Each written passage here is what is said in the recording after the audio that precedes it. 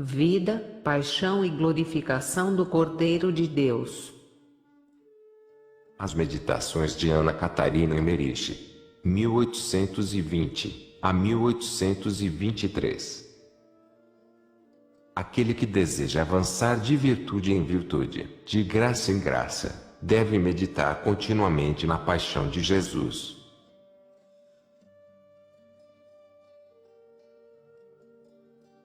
Não há prática mais proveitosa para a inteira santificação da alma do que a frequente meditação nos sofrimentos de Jesus Cristo.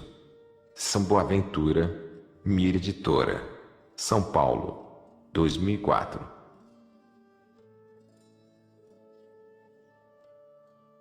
Capítulo 10. A gloriosa ressurreição de Jesus.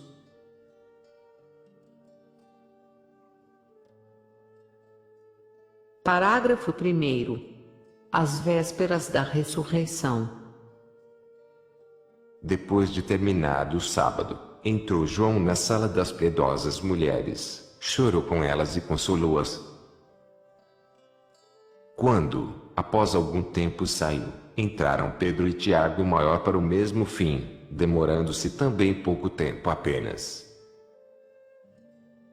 Retiraram-se então as santas mulheres mais uma vez para a cela, chorando ainda por algum tempo, sentadas sobre a cinza e cobertas do véu de luto.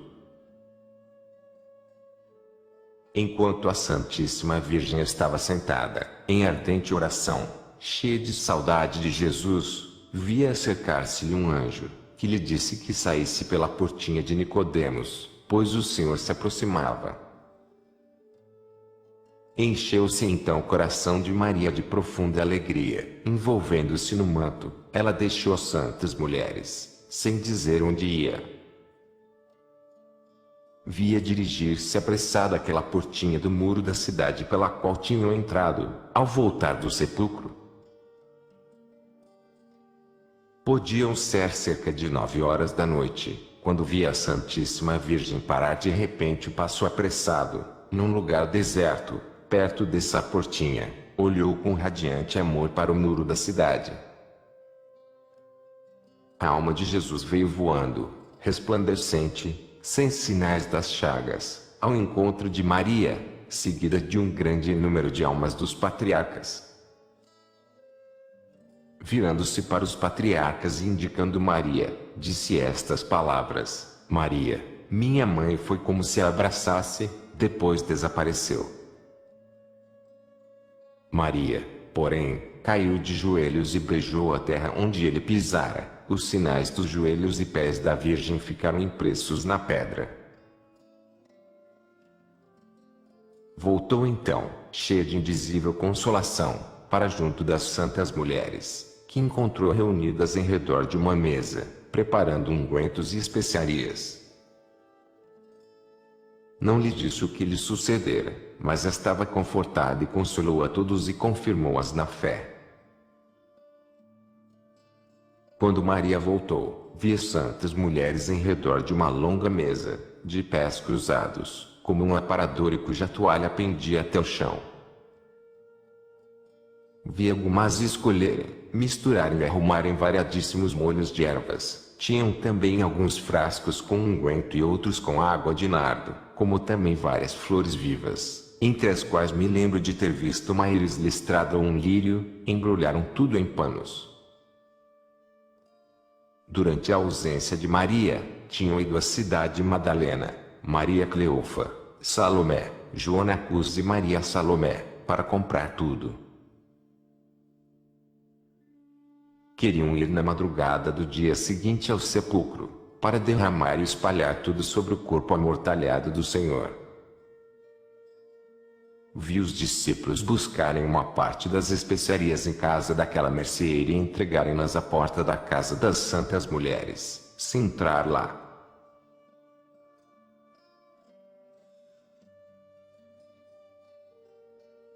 Parágrafo 2º. José de Arimateia é posto em liberdade. Pouco tempo depois do encontro da Santíssima Virgem com a alma do Senhor e da sua volta para junto das mulheres santas, vê José de Arimateia rezando no cárcere. De súbito vi o cárcere cheio de luz e ouvi chamar-lhe o nome. Vi o teto em parte como que levantado do muro e uma figura resplandecente, que desceu um pano, que me fez lembrar do pano em que José envolvera o corpo de Jesus e a figura mandou-o subir pelo pano. José segurou então o pano e apoiando os pés em algumas pedras salientes do muro, subiu até 2 vezes a altura de um homem. A abertura que, depois de o ter deixado passar, tomou a fechar-se.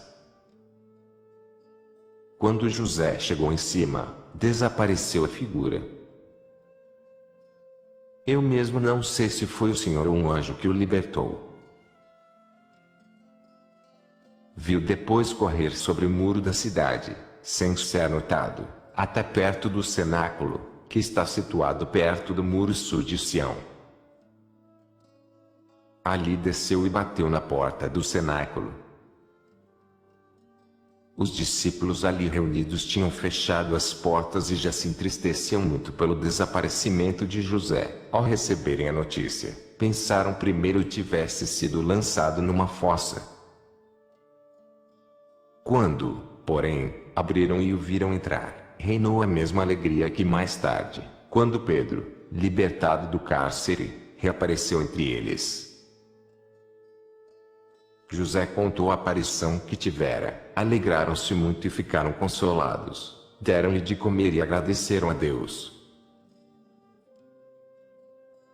José, porém, fugiu na mesma noite de Jerusalém, para a cidade natal, Arimateia, mas recebendo depois notícia de que não havia mais perigo, voltou para Jerusalém. Pelo fim do sábado vi também Caifás e outros sacerdotes em casa de Nicodemos, conversando com este e interrogando-o hipocritamente a respeito de muitas coisas, não sei mais do que se tratava.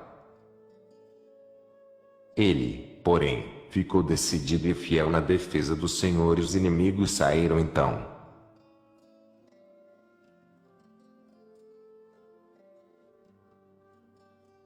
Parágrafo 3º. A noite antes da ressurreição de Jesus. Pouco depois vi o sepulcro do Senhor. Tudo ali estava quieto e sossegado. Cerca de 7 guardas estavam sentados ou em pé, defronte e em redor do rochedo. Cássio raras vezes se afastara, durante todo o dia e por poucos instantes. Lá estava de novo mergulhado em meditação sobre muitas coisas e em expectativa, pois recebera muitas graças e iluminações e estava interiormente esclarecido e comovido. Era noite e os braseiros diante da gruta sepulcral projetavam uma viva luz em redor. Então me aproximei, na minha contemplação, do corpo sagrado, para o adorar. Jazia ainda inalterado, envolto nos panos, rodeado de luz, entre 2 anjos, que vi continuamente, desde que foi levado à sepultura, do lado da cabeça e dos pés, em silenciosa adoração. Esses anjos eram como figuras sacerdotais e lembravam-me vivamente os querubins da Arca da Aliança, pela posição, com os braços cruzados sobre o peito, somente não lhes vi asas. Em geral a sepultura e o túmulo do Senhor me lembravam por diversas vezes extraordinariamente a Arca da Aliança, em várias épocas da história. Talvez que a luz e a prece dos anjos se tenham tomado até certo ponto visíveis a Cássio e por isso ficasse em contínua contemplação diante do sepulcro fechado, como alguém que adora o Santíssimo Sacramento. Durante a minha adoração, tive a impressão de que a alma do Senhor, com as almas remidas dos patriarcas, entrava pelo rochedo na gruta, fazendo-os conhecer todo o martírio do seu santo corpo. Nesse mesmo momento me parecia que todos os invólucros eram tirados, vi o corpo sagrado cheio de feridas e era como se a divindade, que lhe permanecia unida, o mostrasse às almas de maneira misteriosa, em todos os maus tratos e cruel martírio que padecera. Parecia-me inteiramente transparente e visível todo o seu interior. Podiam-se ir conhecer as feridas, dores e sofrimentos, nas partes mais íntimas. As almas estavam cheias de indizível respeito e pareciam estremecer e chorar de compaixão. Entrei depois numa contemplação, cujo mistério, em toda a extensão, não posso contar claramente. Vi a alma de Jesus entrar-lhe no corpo sagrado, sem lhe restituir a vida pela perfeita união e com ele sair do sepulcro. Pareceu-me que os dois anjos, que adoravam nas duas extremidades do túmulo, levaram o santo corpo martirizado para cima, nu, desfigurado e cheio de feridas, ereto, mas com os membros na posição em que estavam no túmulo. Vi-o subir ao céu, passando pelo rochedo que tremeu. Tive uma visão de Jesus, apresentando o corpo martirizado ao trono do Pai Celestial, no meio de inúmeros coros de anjos em adoração, do mesmo modo que as almas de muitos profetas tomaram os respectivos corpos, depois da morte de Jesus, conduzindo-os ao templo, sem que eles vivessem verdadeiramente e tivessem de morrer de novo, pois foram depois depostos pelas almas sem separação violenta. Nessa contemplação não vi as almas dos patriarcas acompanharem o corpo do Senhor. Também agora não me lembro mais onde ficaram, até que as vi novamente reunidas à alma do Senhor. Notei nessa contemplação o tremor do rochedo do sepulcro. 4 dos guardas tinham ido à cidade buscar qualquer coisa. Os 3 que estavam presentes caíram como que desmaiados. Atribuíram-no a um terremoto, não percebendo a verdadeira causa. Cássio, porém, estava muito comovido e abalado, pois viu algo do que se passou, sem ter entretanto uma clara compreensão. Mas permaneceu no posto, esperando com um profundo respeito o que ia acontecer. No entanto, voltaram os soldados ausentes. Minha contemplação tomou a dirigir-se depois às santas mulheres. Depois de terem terminado a preparação das especiarias, que foram envolvidas em panos e arrumadas para se levarem comodamente, retiraram-se novamente para as celas, não se deitaram, porém, para dormir, encostaram-se apenas nos leitos enrolados, para descansar, porque queriam ir ao sepulcro de Jesus antes de amanhecer. Tinham manifestado várias vezes receios a respeito dessa intenção, pois tinham medo de que os inimigos de Jesus lhes pudessem fazer mal, se saíssem. Mas a Santíssima Virgem, reanimada desde a aparição de Jesus, consolou-as e disse-lhes que descansassem um pouco e depois fossem sossegadamente ao sepulcro, que não lhes sucederia mal algum. Assim foram descansar um pouco. Eram, porém, cerca de 11 horas quando a Santíssima Virgem, impelida pelo amor e pela saudade, não achou mais sossego. Levantou-se, envolveu-se inteiramente num manto cinzento e saiu sozinha de casa. Pensei ainda, como podem deixar sair sozinha nestas condições a Santa Mãe, tão angustiada e abatida? Via, porém, ir cheia de tristeza até a casa de Caifás e dali até o palácio de Pilatos, o que significava uma longa volta para dentro da cidade. Assim percorreu sozinha toda a via sacra de Jesus, pelas ruas desertas, demorando-se nos lugares onde o Senhor sofrera qualquer dor ou maltrato. Era como se procurasse algo que tivesse perdido. Muitas vezes se lançava por terra, apalpava com as mãos as pedras em redor, tocando depois com a mão a boca, como se tivesse tocado numa coisa sagrada, o sangue do Senhor e o beijasse respeitosamente. Estava, porém, num estado sobrenatural, pelo amor via tudo em redor de si luminoso e claro, estava toda absorta em amor e adoração. Acompanhei-a pelo caminho e senti e fiz, na medida de minhas poucas forças, tudo quanto ela sentiu e fez.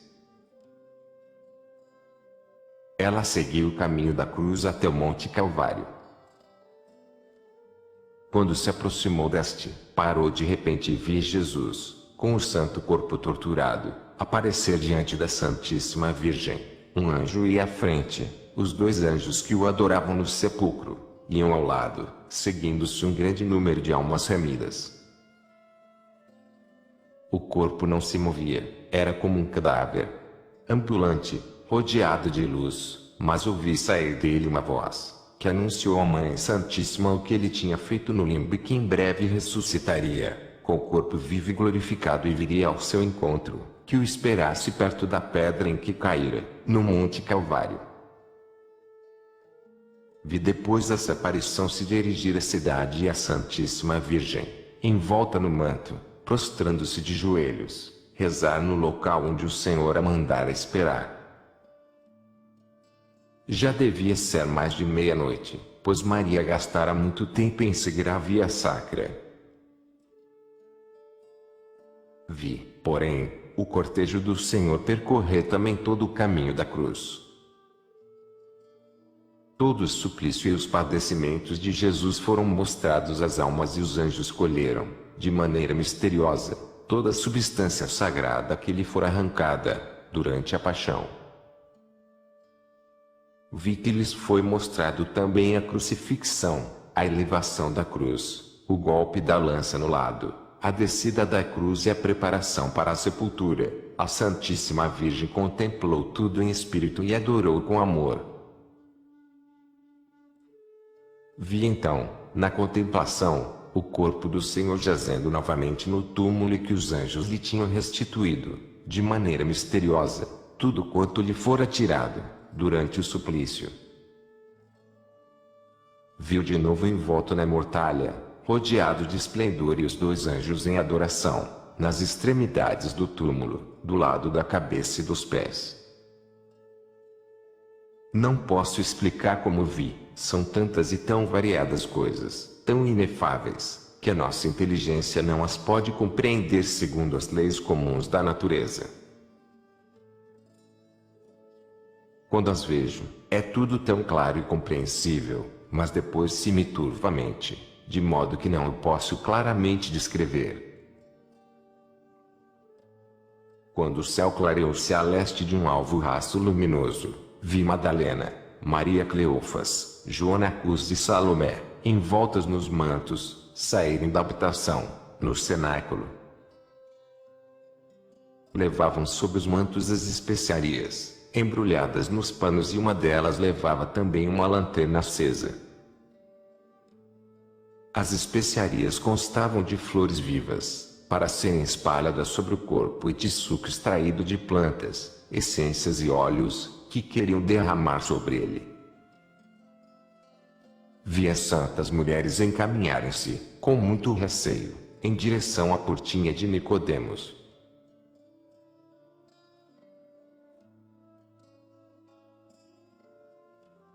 Parágrafo 4º. A ressurreição do Senhor. Vi a alma de Jesus aparecer, com grande esplendor, entre 2 anjos de figura guerreira. Os anjos que eu via dantes tinham figura sacerdotal.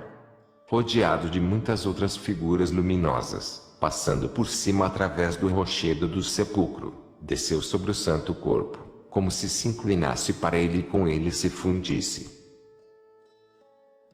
Então vi os membros se lhe moverem nos invólucros e o corpo vivo e resplandecente do Senhor, unido à alma e à divindade, sair, ao lado das mortalhas, como se saísse da chaga do lado. Esta visão me recordou Eva, que saiu do lado de Adão. Tudo estava cheio de luz e esplendor. Nesse momento vi, na minha contemplação, a aparição de uma forma monstruosa, que dos infernos subiu, por baixo do túmulo. Levantou raivosamente a cauda de serpente e a cabeça de dragão contra o Senhor. Além disso, como ainda me recordo, tinha uma cabeça humana. Vi, porém, na mão do Redentor ressuscitado um belo bastão branco sobre este uma bandeira desfraldada. O Senhor pisou a cabeça do dragão e bateu 3 vezes com o bastão na cauda da serpente. O vi encolher-se cada vez mais e afinal desaparecer. A cabeça do dragão foi pisada e esmagada na terra e só a cabeça humana lhe ficou ainda. Tenho tido essa visão já por diversas vezes na contemplação da ressurreição e vi também uma serpente semelhante, espreitando a hora da conceição de nosso Senhor. A forma dessa serpente lembra-me sempre a serpente do paraíso, mas era ainda mais hedionda. Penso que essa visão se referia à promissão: a semente da mulher esmagará a cabeça da serpente. Parecia-me um símbolo da vitória sobre a morte, pois enquanto Jesus esmagou a cabeça do dragão, não vi mais o sepulcro, mas vi o Senhor passar resplandecente através do rochedo. Tremeu a terra, um anjo em figura de guerreiro desceu do céu ao sepulcro, como um relâmpago, levantou a pedra para o lado direito e sentou-se em cima. Foi tal o tremor de terra, que as lanternas oscilavam e as chamas saíam por todos os lados. À vista disso, caíram por terra os guardas, como que atordoados e jaziam como mortos, com os membros tortos. Cássio viu tudo cheio de luz e esplendor, mas recobrando o ânimo, aproximou-se resolutamente do túmulo, abriu um pouco as portas, examinou as mortalhas vazias e afastou-se, para ir relatar a Pilatos o que acontecera. Mas ainda se demorou um pouco na proximidade, esperando que sucedesse mais alguma coisa, pois vira só o terremoto, o anjo que num instante levantara a pedra e se lhe sentara em cima, o túmulo vazio, mas não vira Jesus. Como também os guardas, foi Cássio um dos primeiros que deram notícia do sucedido aos apóstolos. No mesmo momento em que o anjo desceu ao sepulcro e a terra tremeu, vi o Senhor aparecendo a Mãe Santíssima, perto do Monte Calvário. Estava maravilhosamente belo, sério e luminoso. A veste, que lhe envolvia o corpo como um largo manto, flutuava no ar atrás dele quando caminhava e tinha reflexos de cor branca azulada, como fumaça vista através da luz do sol. As chagas estavam largas e brilhavam, nas chagas das mãos se podia introduzir bem um dedo. Os lábios das chagas tinham a forma de 3 triângulos equiláteros, coincidindo no centro de um círculo. Do meio das mãos saíam raios luminosos para os dedos. As almas dos patriarcas inclinaram-se diante da Mãe de Jesus, a qual o Senhor disse, em poucas palavras, que me fugiram da memória, que tomaria vê-lo. Mostrou-lhe as chagas e quando ela se prostrou por terra, para beijar-lhe os pés, tomou-a pela mão e levantando-a, desapareceu. Vi ao longe o brilhar das lanternas ao lado do sepulcro e a leste de Jerusalém uma luz branca no horizonte. O amanhecer do dia.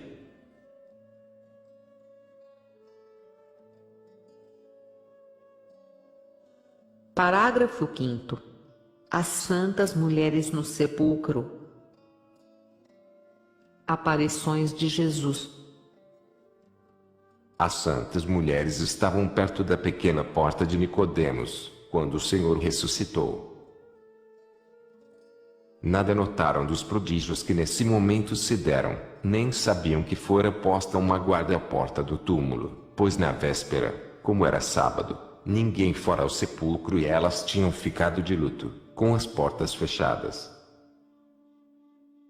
Inquietas, diziam umas às outras: quem nos tirará a pedra da porta? Pois no desejo de prestar homenagem ao corpo do Senhor, tinham se esquecido inteiramente da pedra.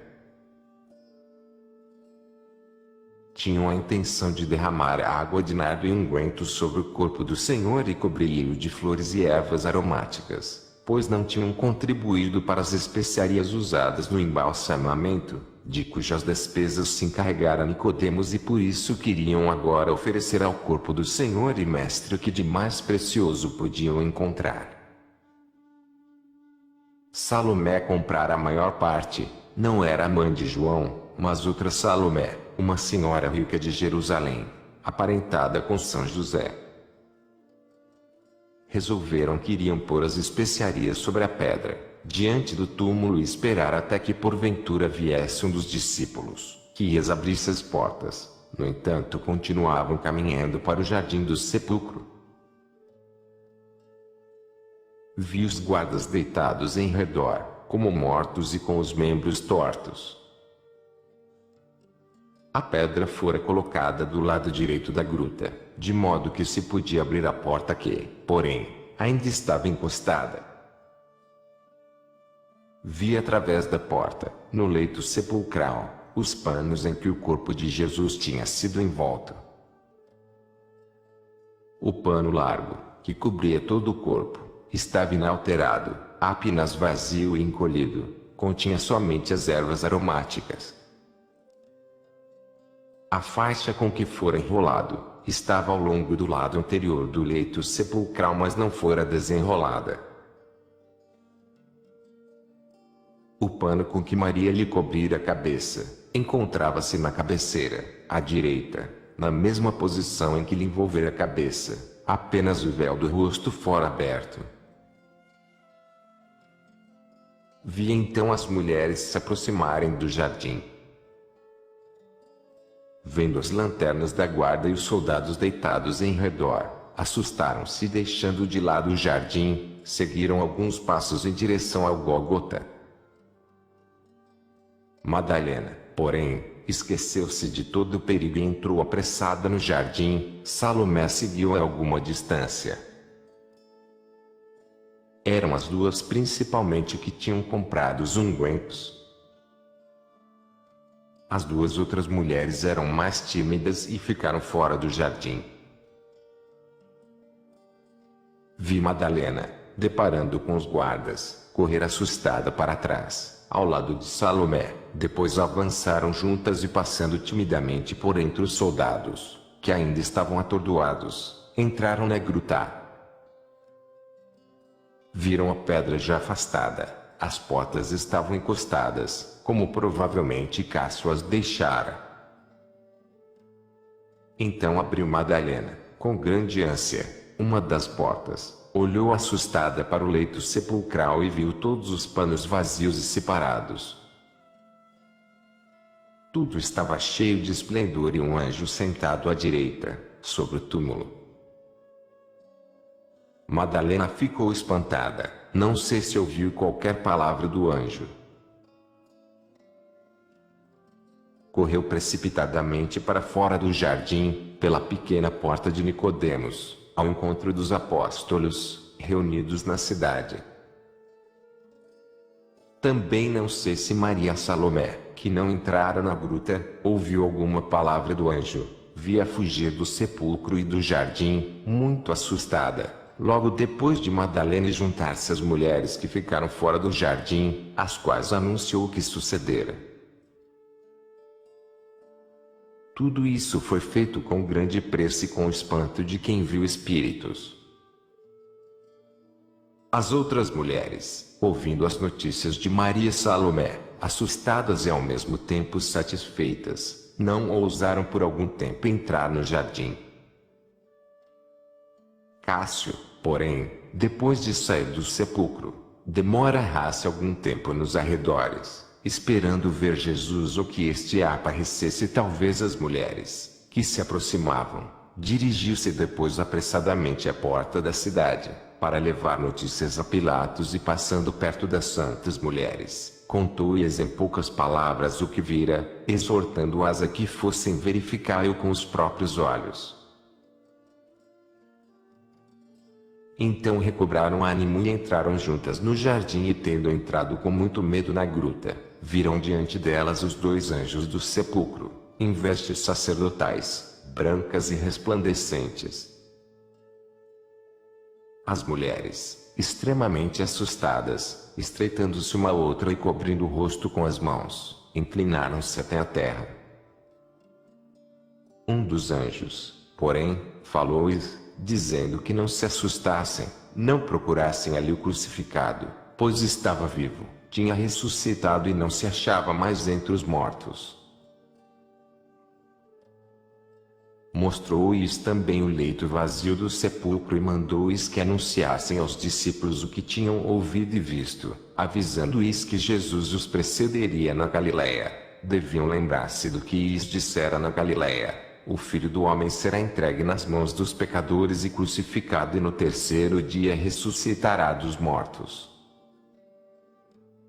Então desapareceram os anjos e as santas mulheres, com temor e tremendo, olharam para o leito sepulcral e os panos, chorando e ao mesmo tempo cheios de alegria. Depois saíram, dirigindo-se à porta da cidade pela qual Jesus saíra para o suplício. Estavam ainda espantadas, não se apressavam, mas paravam de vez em quando, olhando em redor, na esperança de ver Jesus ou que Madalena voltasse. No entanto, vi Madalena chegar ao cenáculo, estava como que desvairada e bateu com veemência a porta. Alguns dos discípulos estavam ainda deitados, dormindo ao longo das paredes, outros já se haviam levantado e estavam conversando. Pedro e João foram abrir. Madalena disse apenas: tiraram o Senhor do sepulcro, não sabemos para onde o levaram. Tendo dito isto, voltou ao jardim do sepulcro, correndo com grande pressa. Pedro e João entraram de novo em casa, disseram algumas palavras aos outros discípulos e seguiram-na depois apressadamente, mas João mais ligeiro do que Pedro. Vi Maria Madalena entrar novamente no jardim e correr ao sepulcro, perturbada pela corrida forçada e a tristeza. Estava toda molhada de orvalho, o manto caíra-lhe da cabeça aos ombros e os cabelos tinham-se-lhe soltado. Como estava só, teve medo de entrar na gruta, mas ficou no fosso, diante da gruta. Ali se inclinou, para olhar para dentro do túmulo, através da porta baixa da gruta. Segurando o longo cabelo com as mãos, viu dois anjos de vestes brancas, sacerdotais, sentados à cabeceira e aos pés do túmulo, e ouviu ao mesmo tempo a voz de um deles: mulher, por que choras? E Madalena exclamou, cheia de tristeza: pois não pensava senão no corpo de Jesus, que não estava mais ali. Levaram o meu Senhor e não sei onde o puseram.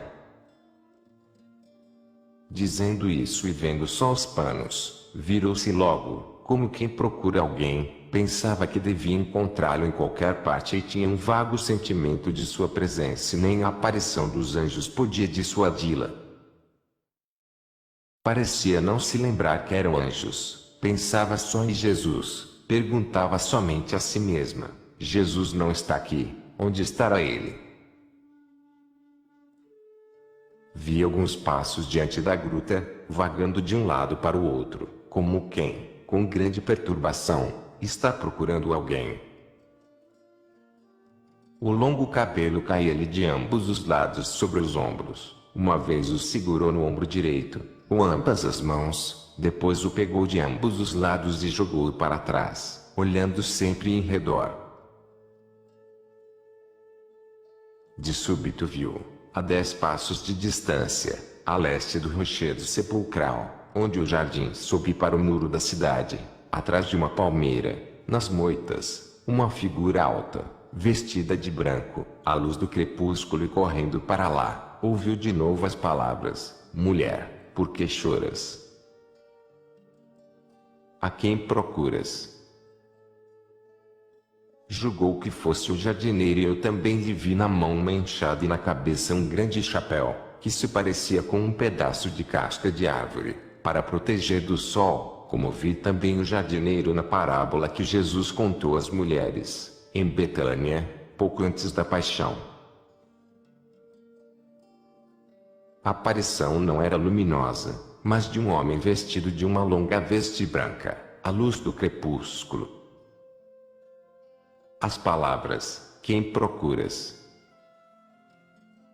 Madalena respondeu imediatamente: Senhor, se o levaste, dize-me onde está e irei buscá-lo. E ao mesmo tempo olhou em redor, para ver se o achava ali perto. Então lhe disse Jesus, com a voz habitual: Maria. Reconhecendo-lhe a voz e esquecendo a crucificação, morte e sepultura, Madalena virou-se imediatamente e disse-lhe, como se ele ainda estivesse vivo: Rabuni, Mestre. e caiu de joelhos, estendendo as mãos para lhe abraçar os pés. Jesus, porém, ergueu a mão para afastar, dizendo: Não me toques, pois ainda não subi ao meu Pai. Mas vai a meus irmãos e dize-lhes: Ascenderei a meu Pai e a vosso Pai, a meu Deus e a vosso Deus. E o Senhor desapareceu.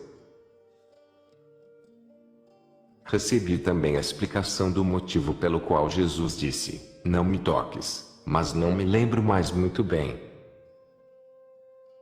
Parece-me que o disse, porque Madalena era muito impetuosa e estava dominada inteiramente pela convicção de que ele vivia como dantes e que tudo era como outrora. Das palavras de Jesus: Ainda não subi a meu Pai. Recebi a explicação de que ele não se apresentara ainda ao Pai depois da ressurreição e não lhe agradecerá ainda a vitória sobre a morte e a redenção. Parecia dizer com isso que as primícias da alegria pertenciam a Deus. Antes de tudo devia lembrar-se de dar graças a Deus, pelo mistério consumado da redenção e da vitória sobre a morte, pois Madalena queria abraçar-lhe os pés, como dantes, e não pensava senão no Mestre querido e esquecera, no enlevo do amor, o grande milagre da ressurreição. Depois do desaparecimento do Senhor, se levantou Madalena e correu mais uma vez ao sepulcro, como para se convencer de que não tinha sonhado. Então viu os dois anjos sentados à cabeceira e os pés do túmulo, ouviu o que tinham dito também as outras mulheres, a respeito da ressurreição, viu os panos, convencida do milagre e da visão, saiu correndo para procurar as companheiras no caminho do Gólgota, pois andavam ainda pelos arredores, indecisas, esperando a volta de Madalena e nutrindo o desejo de ver o Senhor em qualquer parte. Tudo que se deu com Madalena durou apenas alguns minutos, podiam ser cerca de 2 horas e meia, quando lhe apareceu o Senhor. Ela correra justamente para fora do jardim, quando entrou João e logo após este, Pedro. João ficou na entrada e, curvando-se, olhou pela porta meio aberta do sepulcro e viu lá dentro os panos. Então chegou Pedro e entrou na gruta. Lá viu as mortalhas dobradas, nas quais estavam embrulhadas as especiarias, tudo enlaçado com faixa de pano, como as mulheres costumam enrolar tais panos para guardar o véu do rosto, porém, estava dobrado perto da parede, do lado direito. João entrou então também na gruta, aproximando-se do leito sepulcral, viu e creu na ressurreição, pois nesse momento se lhes tornou claro o que Jesus tinha dito e o que está escrito na Escritura, que dantes tinham prestado pouca atenção. Pedro levou os panos sob o manto. Depois saíram, correndo, pela pequena porta de Nicodemos. João, porém, tomou novamente a dianteira. Vi com eles e também com Madalena, o sepulcro. Ambas as vezes vi os dois anjos sentados à cabeceira e os pés, como sempre durante todo o tempo em que o santo corpo de Jesus esteve no sepulcro. Pareceu-me, porém, que Pedro não os viu. Quanto a João, ouviu dizer mais tarde aos discípulos de Emaús que, olhando de fora para dentro, viram um anjo. Talvez fosse por isso que, assustado, deixou primeiro entrar Pedro e não escreveu no Evangelho por humildade, para não ter visto mais do que Pedro. Depois viu os guardas, estendidos por ali, recobrarem os sentidos e levantarem-se. Tomaram as lanças e os braseiros, que ardiam na entrada, em cima de hastes e lançavam luz na gruta, saíram assustados e perturbados do jardim e voltaram à cidade, pela porta pela qual Jesus fora conduzido à morte. No entanto, encontrara Madalena santas mulheres e contara eis que comunicara a Pedro ter visto o Senhor e os anjos. As mulheres responderam-lhe que também tinham visto os anjos. Madalena voltou apressadamente à cidade, pela porta do Calvário. As mulheres, porém, foram novamente na direção do jardim, esperando talvez encontrar ainda lá os 2 apóstolos. Os guardas passaram e espertos disseram-lhes algumas palavras. Quando as santas mulheres chegaram próximo ao jardim do sepulcro, veio-lhes ao encontro Jesus, com uma veste larga e branca, que lhe cobria até as mãos e disse: Deus vos salve. Elas estremeceram e caíram-lhe aos pés, os quais pareciam querer abraçar, mas não me lembro mais claramente de o ter visto. O Senhor disse-lhes algumas palavras, apontou com a mão uma direção e desapareceu. As santas mulheres foram depressa pela porta de Belém a Sião, para anunciar aos discípulos que tinham visto o Senhor e o que ele lhes dissera. Estes, porém, não queriam a princípio estar fé às afirmações, nem as de Madalena, tomando tudo, até a volta de Pedro e João, por imaginação das mulheres. João e Pedro, que se tornara muito pensativo com o que tinha visto, encontraram-se, ao voltar, com Tiago o menor e Tadeu, que os tinham querido seguir ao sepulcro. Também esses 2 estavam muito comovidos, pois o Senhor lhes aparecera perto do cenáculo. Vi, porém, que Jesus tinha passado perto de Pedro e João. Pareceu-me que Pedro viu, pois viu de súbito extremamente comovido. Não sei se João também o reconheceu. Nas visões que se referem a esse tempo, vejo muitas vezes, em Jerusalém e em outros lugares, o Senhor e outras aparições do meio de homens, mas não noto que estes o avistem. Às vezes vejo alguns estremecerem de repente espantar-se, enquanto que outros ficam indiferentes. Parece-me que vejo o Senhor sempre, mas percebo ao mesmo tempo que naqueles dias os homens o viam só de vez em quando. Do mesmo modo tenho visto sempre os 2 anjos sacerdotais na gruta do sepulcro, desde a sepultura do Senhor, mas vi também que as santas mulheres às vezes os viam, outras vezes viam só um e ainda em outras ocasiões viam ambos. Os anjos que falaram às mulheres, eram os anjos de aparência sacerdotal. Falou apenas um deles e só um foi visto, porque a porta não estava aberta. O anjo que desceu do céu como um relâmpago, rolou a pedra para o lado, sentou-se em cima, apareceu na figura de um guerreiro. Cássio e os guardas viram no princípio sentado na pedra.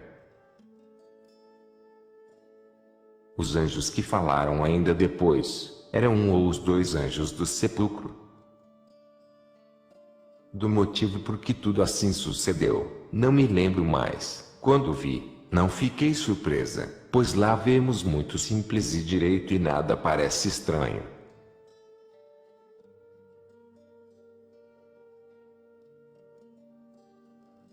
Parágrafo 6º. Relatório da guarda do sepulcro. No entretanto chegara Cássio ao palácio de Pilatos, cerca de 1 hora depois da ressurreição. Viu o governador deitado no leito e Cássio apresentar-se e relatar-lhe, muito comovido, como o rochedo tremera e um anjo descera do céu, removendo a pedra e as mortalhas ficaram vazias. Jesus era com certeza o Messias e o Filho de Deus, ressuscitara e não estava mais no sepulcro. Ainda contou outras coisas que vira.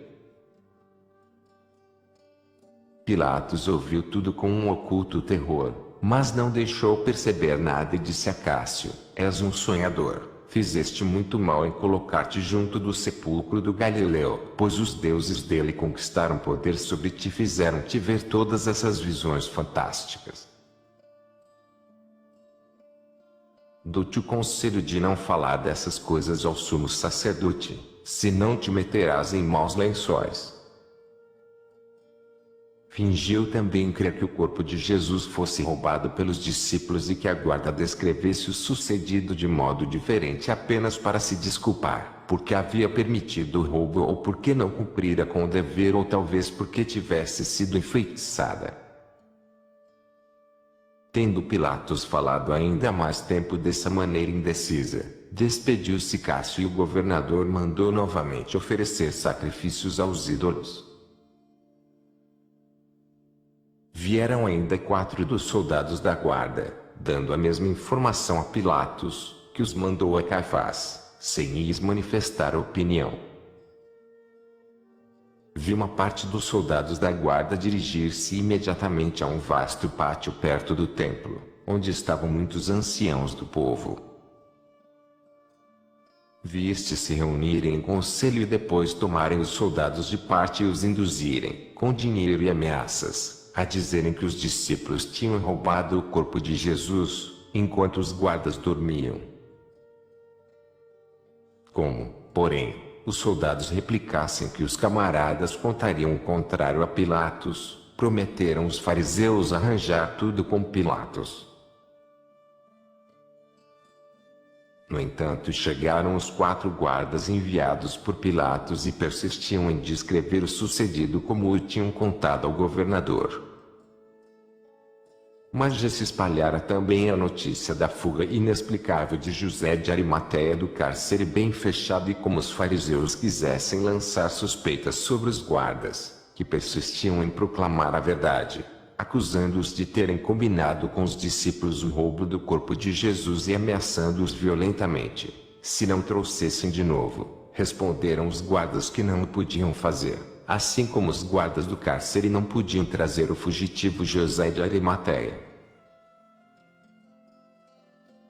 Responderam valentemente às acusações e não se deixaram induzir por nenhum suborno a guardar silêncio a respeito dos acontecimentos. Até falaram com muita franqueza do falso e odioso julgamento de sexta-feira e da interrupção das cerimônias da Páscoa. Então foram presos e lançados no cárcere os outros. Porém, espalharam o boato de que os discípulos tinham roubado o corpo de Jesus e os fariseus mandaram propagar esta mentira em todos os lugares e sinagogas do mundo, junto com outros insultos a Jesus. Mas esta mentira lhes foi de pouco proveito, pois após a ressurreição de Jesus, apareceram muitas almas de santos judeus defuntos e comoveram os corações dos descendentes, levando a converterem-se os que ainda eram acessíveis à graça e ao arrependimento. Vi também tais aparições apresentarem-se a muitos discípulos que, abalados na fé e desanimados, se tinham dispersado pelo país, consolaram e firmaram-nos na fé. A ressurreição dos corpos mortos dos sepulcros, depois da morte de Jesus, não tinha semelhança com a ressurreição do Salvador, pois o Senhor ressuscitou com o corpo glorificado e revivificado, andou na terra vivo e em pleno dia e subiu ao céu com esse mesmo corpo, diante dos olhos dos amigos. Esse corpo não era mais sujeito à morte e ao sepulcro.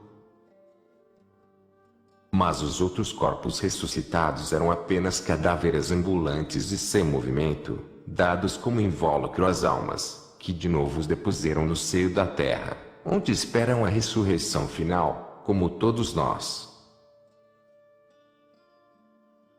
Em verdade ressuscitaram menos do que Lázaro, que viveu verdadeiramente e mais tarde morreu segunda vez, pois aqueles foram depostos nos sepulcros, como vestimentas das almas, quando o corpo de Jesus foi sepultado.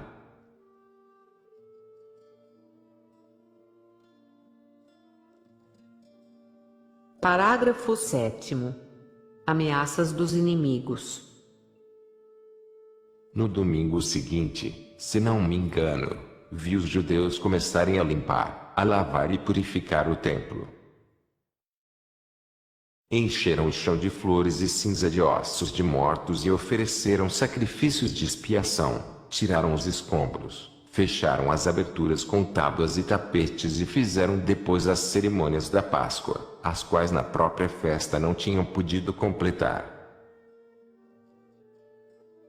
Proibiram, porém, todos os boatos e murmúrios, explicando a interrupção da festa e as destruições no templo como consequência do terremoto e da presença de pessoas impuras durante o sacrifício. Citaram um trecho de uma visão do profeta Ezequiel, sobre a ressurreição dos mortos. Não sei mais como aplicaram a esse fato. Demais ameaçaram com penas e excomunhão. Assim reduziram todos ao silêncio, pois muitos se sentiam culpados, como cúmplices do crime. Contudo, conseguiram acalmar realmente apenas a grande multidão, endurecida no pecado e já perdida. A parte melhor do povo converteu-se silenciosamente nessa ocasião e abertamente na festa de Pentecostes e mais tarde na sua terra, ao ouvir a pregação dos apóstolos. Os sumos sacerdotes tomaram-se por isso cada dia menos arrogantes e o número dos fiéis aumentou, de modo que já nos dias do diácono Estevão, todo o bairro de Ofel e a parte oriental de Sião não podia mais conter a multidão da comunidade de Jesus Cristo e os cristãos construíram as cabanas e tendas além da cidade, através do vale de Cedron, até Betânia. Vi naqueles dias o sumo sacerdote Anás como que possesso do demônio, puseram-no em reclusão e não apareceu mais. Caifás estava desvairado de secreto furor. Na quinta-feira depois da Páscoa, vi Pilatos procurar a esposa, mas em vão. Estava escondida em casa de Lázaro, em Jerusalém. Ninguém imaginava que estivesse ali, pois naquela ocasião não se encontravam mulheres no edifício, só Estevão, o discípulo que ainda não era conhecido como tal, entrava e saía de vez em quando da casa, levando-lhe comida e dando-lhe notícias e preparava para a conversão. Estevão era primo de Paulo. Simão de Cirene procurou depois do sábado os apóstolos, pedindo a admissão e o batismo.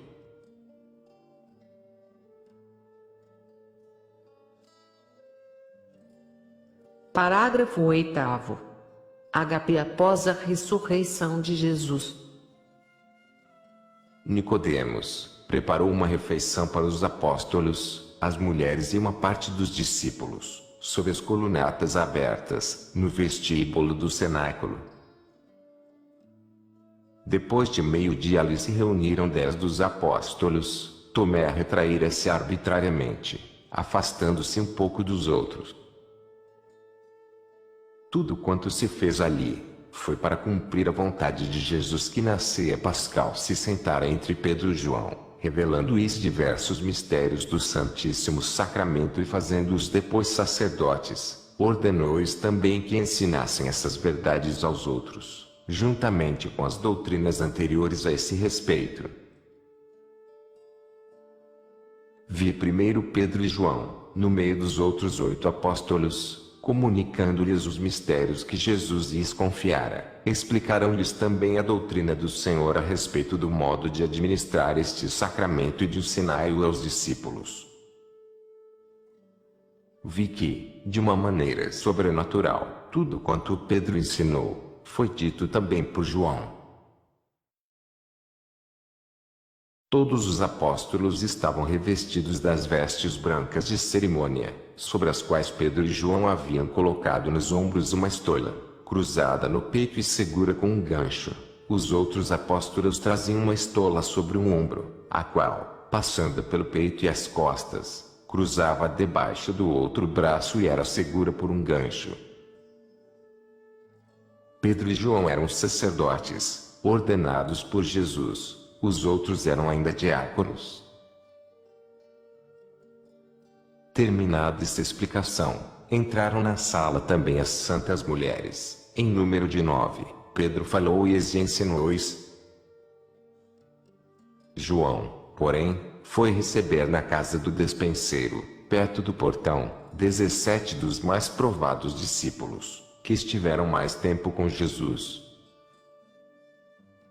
Entre esses estavam Zaqueu, Natanael, Matias, Barsabás e outros. João serviu-os no lava-pés e na vestição. Vestiram longas vestes brancas e cintas.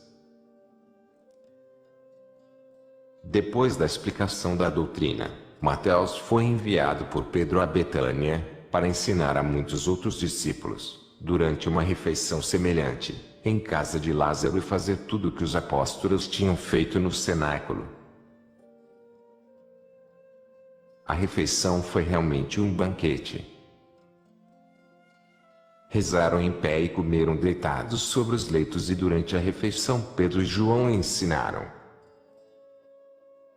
No fim do banquete foi colocado em frente a Pedro um pão delgado e estriado, que ele partiu nas partes marcadas e subdividiu cada parte mais uma vez. Depois mandou passar esses bocados, em 2 pratos, por ambos os lados da mesa. Passou também de mão em mão um grande cálice, do qual todos beberam. Se bem que Pedro benzesse o pão, não era contudo o Santíssimo Sacramento, mas apenas um ágape. Pedro disse ainda que ficassem unidos, como era um só pão que os alimentara e o vinho que beberam. Depois se levantaram todos e cantaram salmos. Tiradas as mesas, as santas mulheres formaram um semicírculo. Na extremidade da sala, os discípulos colocaram-se de ambos os lados e todos os apóstolos andavam de um lado para outro, ensinando e revelando a esses discípulos mais provados o que lhes podiam comunicar sobre o Santíssimo Sacramento. Pareceu-me ser a primeira explicação do catecismo depois da morte de Jesus. Vi também que depois apertaram as mãos uns aos outros, declarando ardentemente que queriam ter tudo em comum, dar tudo uns aos outros e ficar todos unidos. Então vi em todos uma grande comoção. Talvez tivessem sentido só interiormente o que vi exteriormente, pois vi-os, no meio de uma luz brilhante, fundirem-se uns nos outros, e tudo formou afinal um templo de luz, em que apareceu a Santíssima Virgem como cume centro de todos. Até mesmo vi que toda a luz emanava dela para os apóstolos e destes voltava, pela Santíssima Virgem, ao Senhor. Era uma imagem das relações recíprocas entre os presentes.